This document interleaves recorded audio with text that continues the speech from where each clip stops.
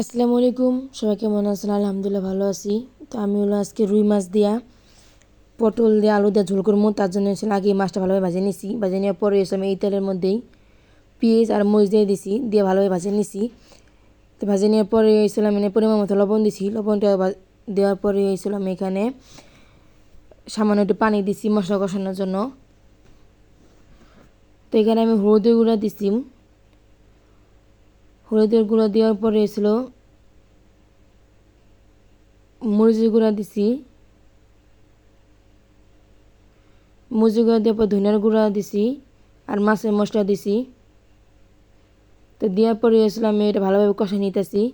যখন মশলাতে তেলটা ছাই দিছে তখন আমি এখানে তরকারিগুলো দিয়ে দিছি।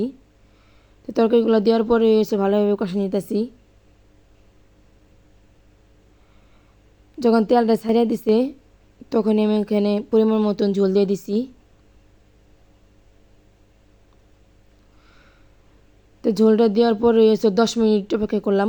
10 মিনিট পরে বলক উঠে গেছে। তো বলক ওঠার পরে আমি এখানে মাছগুলো দিয়ে দিছি।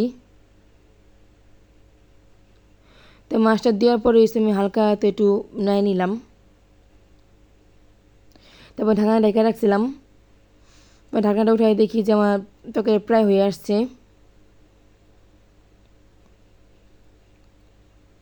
তো 5 মিনিট পরে আমার তরকারি হয়ে গেছে। তো আল্লাহ হাফেজ।